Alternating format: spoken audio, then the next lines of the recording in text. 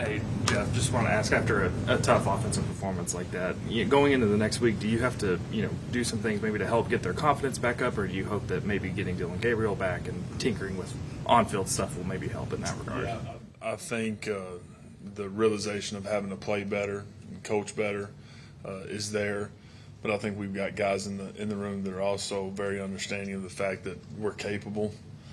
We've seen us be capable, and so that it wasn't too long ago that we were playing a heck of a lot better, and getting back to that we're going to be able to do. We're just going to go right down the line here, Bob.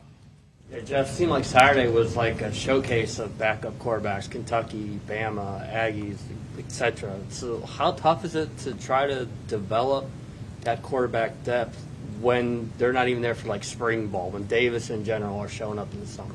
Right.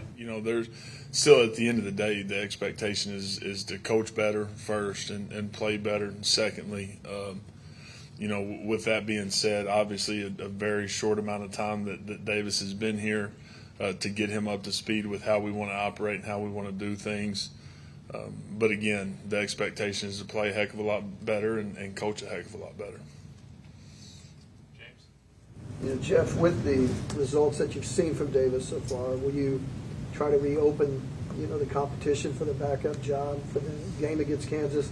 And then if you could talk about Kansas's defense, they're known more for offense, at least coming into this game, but what do you see out of the defense? Yeah, and again, Davis, he wants a couple of things back. I think I could have done a better job creating a little bit of rhythm for him and a couple of things that maybe would have been a little bit put him at ease a little bit. Didn't open it up at all, obviously, in the second half, so played inside a box a little bit too much. But at the same time, Davis, again, the reason he got the start is because what he had done from the first day he got here until Saturday. So that doesn't go unnoticed either.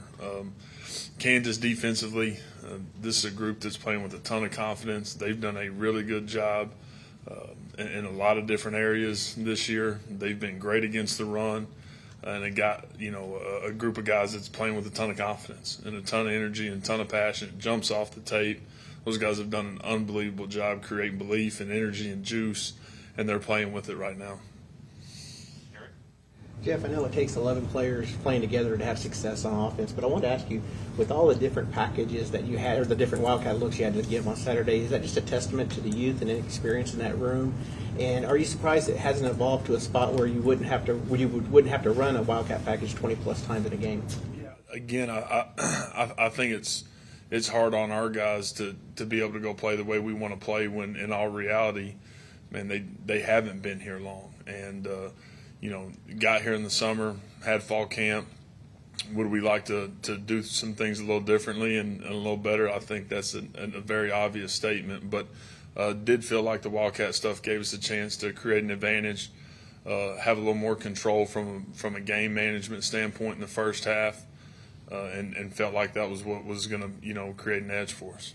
How much of a challenge is it when you look at that position, both as a coordinator and quarterbacks themselves? The bar is real high over the past 5-10 years in this position. How much of a challenge is it with those high expectations for both you as a coach, them as players? Yeah, I think the realization in the room is that our expectations are set by us and us understanding how we want to play, how we want to operate, how we want to do things. And we've got a group of guys that set the expectation bar really, really high. So that's where it all starts. And, again, those guys will continue to get better and continue to get developed, and we'll continue to put them in better situations. Ryan? Yeah, Jeff, when you look at the quarterback room, how do you manage the sort of the psyche of that group? One, before going into this game with as much as you planned on using the Wildcat, and two, especially those guys who didn't play or didn't play very much after what we saw on Saturday. Yeah, I think it's just the entire group understanding that we've got to do whatever it takes to find a way to score points and at the end of the day ultimately be +1. And I think all those guys understanding that in the room, they're great teammates. They're incredibly unselfish. They want to do whatever is best for the football team, and getting them to that point was important for us, and those guys have stayed true to that. You need to worry about keeping them on that path after what happened on Saturday? No, I think we've got a group that's going to respond the right way, that understands what it takes to be a good unit and to be a good team, and so that's what we're expecting moving forward. Eli? With Dylan, you've had the luxury of a quarterback who knew your system coming in here. Did last week, whether it was in preparation or on game day, teach you anything you didn't know about this offense and trying to get kind of people going in it? No, I think still, what we tried to do those first 5 drives, we felt like was the best thing to give us the opportunity to go score points and win the game. The surprise was that we didn't execute well. We didn't play very well. I obviously didn't coach very well. And that was the surprise more than anything, is that, we have played a heck of a lot better than we played on Saturday, and the expectation is for us to play at a high level every single time we're out, regardless of who's taking the snap. And ultimately, as a group, we didn't do that and fell very, very short of where we wanted to be. Ryan Chapman? As a play caller, do you buy into the concept of a guy that's like a gamer that just shows you something different on Saturdays than what happens in the week in practice? I do not.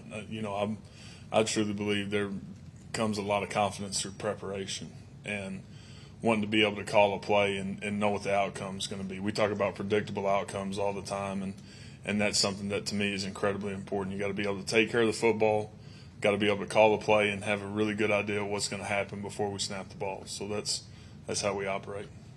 Not a consideration when for 3 quarters, if you give a guy and you're not getting the production you need, if you don't see it during the week, it's not something you're just throw a guy in there and see if it's different. If a guy's not had a good week at practice and not prepared the right way or whatever the case may be, then it's not right for me to be able to put him in a situation in a game and think that all of a sudden it's going to change. Hey, Jalil Farouk ran the ball well for you guys last game and did good on kick returns, specifically in the game against TCU. Can you kind of just speak to his versatility, how you can kind of put him in multiple positions and have him have success? Yeah, Lil's he's been good when the ball's been in his hands. He's got to continue to stress and strain as we try to get him the football down the field. Making plays down the field will be something that we've got to continue to get better at. But he has, when the ball has been in his hands, he's done a nice job. When you have a week like last week where you're basically wasn't your base offense, it's year 1 in your offense, did having to go through a week like that, I'm not talking about the game, but the preparation for it, kind of set you back a little bit as far as, where moving the offense along? Again, the frustration and the disappointment is how we played.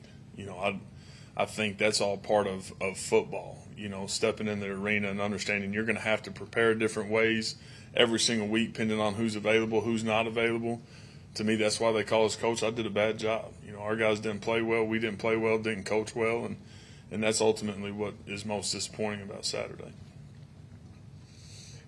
Back left, John Hoover. Jeff, just curious, what was General's status going into Saturday? Was he prepped and ready to go? Did he have any issues or anything that held him back? No, he was prepped and ready to go. He had a minor deal pregame, but General had a good week, and he was another guy that obviously has been in the room, not for a great amount of time, but has continued to strain and fight for his spot and his opportunity. And if that day comes, once it does, I think he'll be ready. Is that why it was on Nick at the end instead of him? Yeah, and just Nick again has done some really good things too. And again, he's put himself in a situation to be right in the mix as well, and so that's why I wanted to get him some reps, get him a little bit of time out there to create that experience for him. Question about this week in practice. You do away, assuming Dylan might come back this week, you do away with the wildcat stuff, or at least put it on the back burner. Yeah, I mean, I think everybody understands kind of Dylan's playing. We're a little different for sure.